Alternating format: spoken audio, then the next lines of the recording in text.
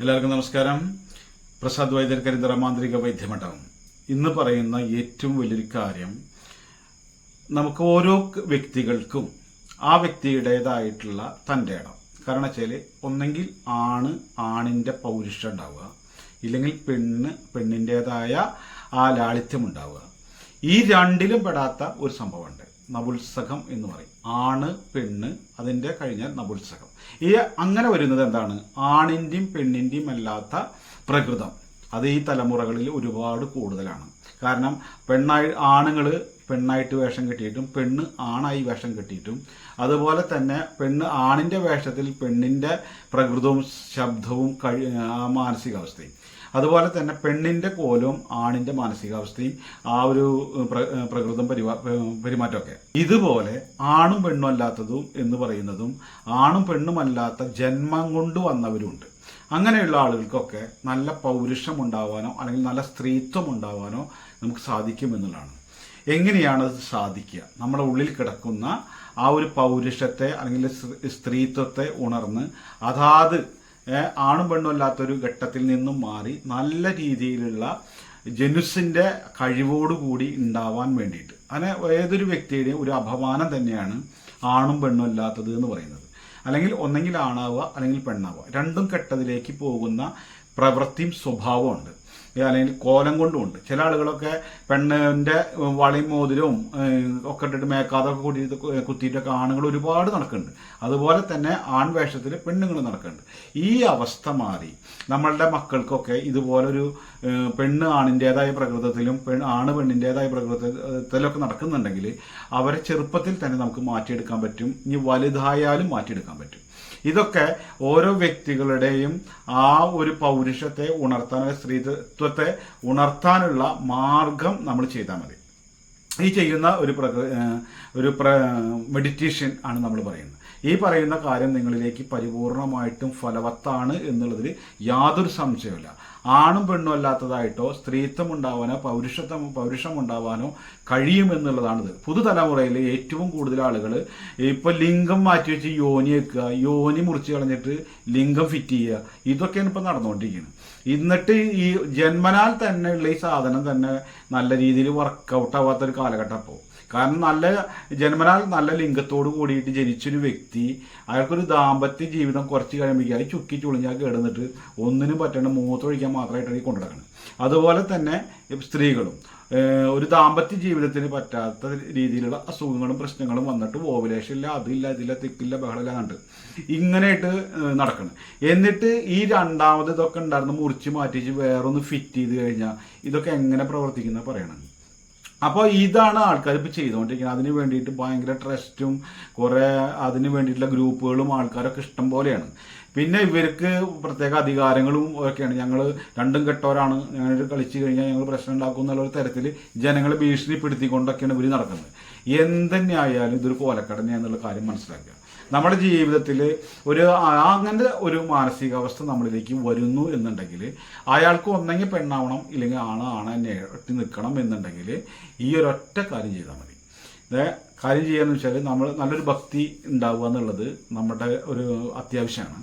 അത്യാവശ്യം എന്നുള്ളത് നമ്മുടെ ശരീരത്തിലെ ഹോർമോണാണ് എന്താണ് ഈ സംഭവം ഉണ്ടാക്കിയെടുക്കുന്നത്.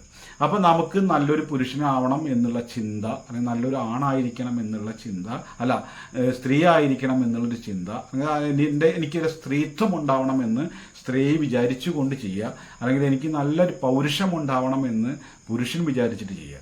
അങ്ങനെ ഉണ്ടായി കഴിഞ്ഞാൽ എന്താണ്? യഥാർത്ഥ ആ ഒരു പൗരുഷത്തോടു കൂടിയിട്ടുള്ള കഴിവ് നമ്മളിലുണ്ടാവും. അതാണ് ഇതിൻ്റെ ഏറ്റവും പ്രത്യേകത. ഇത് ചെയ്യുന്ന സമയത്ത് നമ്മൾ ഗുരുക്കന്മാരെയും ഗണപതിയൊക്കെ നല്ലതുപോലെ സ്മരിച്ചതിന് ശേഷം നമ്മൾ നവഗ്രഹങ്ങളെ, പഞ്ചഭൂതങ്ങളെയൊക്കെ സ്മരിക്കുക. കാരണം ഇതൊക്കെയാണ് സൃഷ്ടിയുടെ ആൾക്കാർ. കാരണം പഞ്ചഭൂതങ്ങൾ എന്ന് പറയുന്നതാണ് സൃഷ്ടിയുടെ ആൾക്കാർ. ഇതന്നെയാണ് ശരിക്കും പറഞ്ഞ ദൈവം. അതുപോലെ തന്നെ ഗുരുക്കന്മാരും യോഗീശ്വരന്മാരും ഒക്കെ ആണ് നമുക്ക് ഇത് ഇന്നലെ മുതലുള്ള ഇതുവരെയുള്ള കാര്യങ്ങളും ഇനി വരാൻ പോകുന്ന കാര്യങ്ങളൊക്കെ കണ്ടുപിടിച്ച് വെച്ചിരിക്കുന്നവരും അവരുടെ അറിവുകളും കഴിവുകളാണ് നമ്മളെടുത്ത് പ്രയോഗിച്ചുകൊണ്ടിരിക്കുന്നതും എന്നുള്ളത് കൊണ്ടും യോഗീശ്വരന്മാരെയും ഋഷീശ്വരന്മാരെയൊക്കെ നല്ലതുപോലെ സ്മരിച്ചുകൊണ്ട് നമ്മുടെ ആഗ്രഹമായിട്ടുള്ള എനിക്ക് എൻ്റെ സ്ത്രീത്വം ഉണർന്ന് പ്രവർത്തിക്കണേ, അല്ലെങ്കിൽ എനിക്ക് എൻ്റെ പൗരുഷം ഉണർന്ന് പ്രവർത്തിക്കണേന്ന് നല്ലപോലെ മനസ്സിൽ പ്രാർത്ഥിച്ച് കണ്ണടച്ചിരുന്നത് കൊണ്ട് നമ്മുടെ ഈ നെറ്റിയുടെ ഈ പുരികത്തിൻ്റെ അവിടെ നമ്മൾ 1000 പ്രാവശ്യം. അപ്പോൾ ഈ കണ്ണടച്ച് ഇവിടെ ഒരു ഇങ്ങനെ യോനി എന്ന് പറയും. ഇപ്പം ഈ കാണുന്ന പോലെയുള്ള ഫോട്ടോത്തിലുള്ള യോനി എന്ന് പറയുന്ന വി ആകൃതിയിലുള്ള അതിൻ്റെ ഉള്ളിൽ ക്ലിം എന്ന് എഴുതിയത് ധ്യാനിച്ചിരിക്കുക. ഈ യോനിയുടെ ഉള്ളിൽ ക്ലിം എന്നുള്ളത് എന്താണെന്ന് വെച്ചാൽ സൃഷ്ടി നടക്കുന്നു എന്നുള്ളതാണ്. അപ്പം നമ്മുടെ ചിന്ത എന്താണോ ആ ഒരു സംഭവത്തെ ഇവിടെ ധ്യാനിച്ചുകൊണ്ട് നമ്മൾ ഈ ക്ലിം ക്ലിം ക്ലിം നാട്ട് കണ്ടിരിക്കുക. ആ ഒരു സംഭവം ചെയ്യുമ്പോൾ തന്നെ നമ്മൾ ആ ഒരു സൃഷ്ടി നമ്മളിൽ ഉണരും അവിടെ. അതാണ് ഇതിൻ്റെ ഏറ്റവും പ്രത്യേകത. കാരണം ഈ യോനി എന്ന് പറയുന്നതും ലിംഗം എന്ന് പറയുന്നതും ശിവലിംഗം എന്ന് പറയുന്നുണ്ട്. അതുപോലെ തന്നെ ഓരോ പത്മങ്ങളൊക്കെ ഇടുമ്പോൾ കളങ്ങളൊക്കെ വരയ്ക്കുമ്പോൾ നവയോനി പത്മം എന്നൊക്കെ പറയുന്നതൊക്കെ ഉത്ഭവസ്ഥാനം അല്ലെങ്കിൽ സൃഷ്ടി നടക്കുന്ന സ്ഥലം എന്നാണ്. അപ്പോൾ അതിന് ആ ഒരു യോനിയുടെ ഉള്ളിൽ ക്ലീം എന്നുള്ള ഇതിനെ നമ്മൾ ധ്യാനിച്ചു കൊണ്ട് അതിങ്ങനെ ജപിച്ചു കഴിഞ്ഞാൽ 1000 പ്രാവശ്യം ജപിക്കാൻ 15 മിനിറ്റ് മതി. ഇത് ദിവസം 1000 പ്രാവശ്യം വീതം 41 ദിവസം ജപിച്ചു കഴിഞ്ഞാൽ അതാത് വ്യക്തികളുടെ സർവ്വ കഴിവുകളുടെ ഉണരും. ആണും പെണ്ണും അല്ലാത്തവൻ അണ്ട് ഒന്നെങ്കിൽ ആണാവും അല്ലെങ്കിൽ പെണ്ണാവും. അപ്പോൾ ഏതാണ് ഈ പെണ്ണാണ് ജപിക്കുന്നതെങ്കിൽ അവൾ ഉത്തമ സ്ത്രീ ലക്ഷണത്തോടു കൂടിയിട്ട് വരും. കാരണം അവരുടെ മാനസികാവസ്ഥ, ശാരീരികം. ചില ആള് പെണ്ണുങ്ങളെ കണ്ടുപിടിച്ചിങ്ങനെ പർവ്വതം പോലത്തെ വയറും ആ നടത്തൊക്കെ കണ്ടുപിടിച്ചിങ്ങനെ ഇവിടെ അടിക്കാൻ വരിക തോന്നും. കാരണം ചിലർ ഗുണ്ടകൾ വരുന്ന പോലെയൊക്കെ നടക്കുന്ന പെണ്ണുങ്ങളുണ്ട്. അതുപോലെ തന്നെ പുരുഷന്മാരും അതെ, ഈ കുടുങ്ങിയിട്ട് പെണ്ണുങ്ങളെ പോലെ നടക്കുന്നവരുണ്ട്. സംസാരിക്കണ നേരത്ത് കണ്ടാൽ വലിയ മസിലൊക്കെ ഉണ്ടാവും. വർത്തമാനം സംസാരം കേട്ട് കഴിഞ്ഞാൽ പെണ്ണുങ്ങളെ സൗണ്ടാവും. അപ്പോൾ ഇതൊക്കെ മാറിയിട്ട് അതാത് ആളുകളുടെ കഴിവിലേക്ക് വന്നിട്ട് അതാത് പുരുഷൻ്റെതായ ആ പൗരുഷൻ ഉണർന്ന് പ്രവർത്തിക്കും. ഈ പ്രവർത്തനോട് നമ്മുടെ അടുത്ത് ഈ ചിന്തയോട് കൂടിയിട്ട് നമ്മളെ കുണ്ടലിനി ശക്തിയിൽ നമ്മുടെ ശരീരത്തിൻ്റെ ഹോർമോണിൻ്റെ വ്യത്യാസം വരും. ഈ ഹോർമോണിൻ്റെ മന്ത്ര വൈബ്രേഷനും കൊണ്ട് നമ്മുടെ യഥാർത്ഥ കഴിവിനെ ഉണർന്ന് നമ്മുടെ യഥാർത്ഥ ആ വ്യക്തിത്വത്തിലേക്ക് തെളിഞ്ഞു വരും. ഇതാണ് ഇതിൻ്റെ ഏറ്റവും പ്രത്യേകത. ഇത് ചെയ്ത് കഴിഞ്ഞതിന് ശേഷം ഈ നമ്മുടെ സൃഷ്ടികർത്താക്കന്മാരും നമ്മളെ ഒക്കെ ആയിട്ടുള്ള ബ്രഹ്മാവിനെയൊക്കെ നല്ലതുപോലെ പ്രാർത്ഥിക്കുക, ശിവനും പ്രാർത്ഥിക്കുക, വിഷ്ണുവിനെയൊക്കെ നല്ലപോലെ പ്രാർത്ഥിക്കുക. ഈ എനിക്കും കൂടി ചെയ്തു കഴിഞ്ഞാൽ ഇതിന് പൂർണ്ണ ഫലം കിട്ടും എന്നുള്ള കാര്യത്തിൽ സംശയമില്ല. ഇതെന്താ കാര്യം എന്ന് വെച്ചാൽ നമ്മളിത് തിക്കുമ്പോൾ ഒന്നാമത് ചെയ്യാനിരിക്കുന്ന സമയത്ത് ഇത് വേണ്ടെന്നൊക്കെ വിടുക. ഇത് കൊണ്ട് എനിക്ക് ശരിയാവും എന്നുള്ള മനസ്സ് ഉറയ്ക്കുക. നമുക്ക് ഒരു ആണായി ആണ് ചെയ്യുന്നത് എന്നുണ്ടെങ്കിൽ അവൻ്റെ പൗരുഷം തെളിഞ്ഞു വരാൻ വേണ്ടിയിട്ടുള്ള കാര്യങ്ങൾ ചിന്തിച്ചുകൊണ്ട് ഇത് ചെയ്ത് കഴിയുമ്പോൾ തന്നെ ആ ചിന്തയിലേക്ക് വേണ്ട ആ ഹോർമോൺ നമ്മുടെ ശരീരത്തിൽ ഉൽപ്പാദിപ്പിക്കും. ഇപ്പൊ ചില പെണ്ണുങ്ങൾ കാണാം പ്രസവം കഴിഞ്ഞിട്ട് പിന്നെ ഓപ്പറേഷൻ കഴിഞ്ഞതൊക്കെ ചെന്ന് കഴിഞ്ഞാൽ അവർക്ക് നേരെ പ്രസവം കഴിഞ്ഞ് വന്നു കഴിഞ്ഞാൽ പിന്നെ കുറച്ച് കഴിഞ്ഞ് നേരെ താടി മീശയൊക്കെ വരുന്നത്. കാരണം ഓപ്പറേഷൻ ചെയ്തിട്ട് അവർ മുറി ഉണങ്ങുന്ന കാര്യത്തിനുണ്ട് പുരുഷ ഹോർമോൺ കുത്തിവയ്ക്കുക. ഈ പുരുഷ ഹോർമോൺ കുത്തിവയ്ക്കുന്ന പല സിറ്റുവേഷൻ, പല രോഗാവസ്ഥയുണ്ട്. അത് കഴിഞ്ഞാൽ പെണ്ണുങ്ങൾക്ക് അത് ചെയ്ത് വെച്ചെങ്കിൽ കാണാം അവരെ താടിയൊക്കെ മീശയൊക്കെ ഒരു എന്ത് സുന്ദരി കുട്ടികളെ പെണ്ണുങ്ങളാവുക എന്നറിയോ, പക്ഷെ ഒടുക്കത്തെ താടിയാവുക.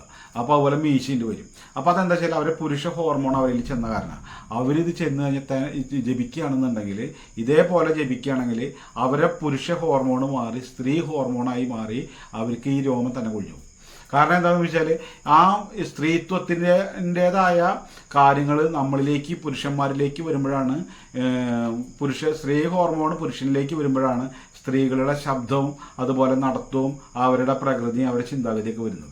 അതുപോലെ തന്നെയാണ് സ്ത്രീകളിൽ പുരുഷ ഹോർമോൺ വർദ്ധിച്ചു വരുമ്പോഴാണ് താടി മീശയൊക്കെ വരുന്നത്. ആ ഹോർമോൺ മാറി സ്ത്രീകൾക്ക് സ്ത്രീകളുടേതായ യഥാർത്ഥ ഹോർമോൺ ഉൽപ്പാദിപ്പിക്കാൻ തുടങ്ങിക്കഴിഞ്ഞാൽ അവർ ആ യഥാർത്ഥ സ്ത്രീത്വമുള്ളവരും ശരീരവും നടത്തവും ശബ്ദവും ഭംഗിയും ഐശ്വര്യം ഒക്കെ അതായിട്ട് വരും. അതാണ് ഉത്തമ സ്ത്രീ ലക്ഷണത്തോട് കൂടിയിട്ടുണ്ട് വരും. അതാണ് ഇതിൻ്റെ ഏറ്റവും പ്രത്യേകത. ഈ ഒരു മന്ത്രത്തിൻ്റെ എല്ലാ തരത്തിലുള്ള മാറ്റം നമുക്ക് വരും. ഇതാണ് ഇതിൻ്റെ ഉള്ളിൽ നടക്കുന്ന കാര്യം. അപ്പം നിങ്ങൾക്ക് അങ്ങനെ ആർക്കെങ്കിലും ചെറിയ കുട്ടികൾ മുതൽ തന്നെ എന്തെങ്കിലും ഇങ്ങനെ തൻ്റെ ഇടത്തിലും ആ പെണ്ണുങ്ങൾക്ക് ആണുങ്ങൾക്ക് പെണ്ണുങ്ങളുടെയൊക്കെ ഉള്ളവരുണ്ടെങ്കിൽ അവർക്കൊക്കെ ഇത് പറഞ്ഞൊന്ന് അയച്ചു കൊടുക്കുക. രണ്ടാമത് നമുക്ക് ആർക്കെങ്കിലും സുഹൃത്തുക്കളുണ്ടെങ്കിൽ നീ ഇങ്ങനെ ചെയ്ത് നോക്ക്, നിനക്ക് മാറ്റം വരും എന്ന് പറഞ്ഞിട്ട് ഇത് ചെയ്ത് പറഞ്ഞു കൊടുക്കുക. ഇത് പറഞ്ഞു കൊടുത്താൽ തന്നെ എല്ലാ തരത്തിലും അവരുടെ ജീവിതവും നന്നായി, നമ്മുടെ ജീവിതവും നന്നായി, കുടുംബവും നന്നായി, ആ വ്യക്തി നന്നായി, സമൂഹത്തിന് അത് നല്ലൊരു മാതൃകയായി മാറാൻ പറ്റും എന്നുള്ളത് യാതൊരു സംശയമില്ല. അപ്പോൾ ആദ്യമായിട്ട് ചാനൽ കാണുന്നവരാണെന്നുണ്ടെങ്കിൽ ചാനൽ സബ്സ്ക്രൈബ് ചെയ്യുക. ആ ബെല്ലൈക്കൺ അമർത്തി കഴിഞ്ഞാൽ വൈദ്യം, ജ്യോതിഷം, മാന്ത്രികം എന്നുള്ളതും ഈ വൈദ്യരും വിരൽ തുമ്പിലുണ്ടായിരിക്കും.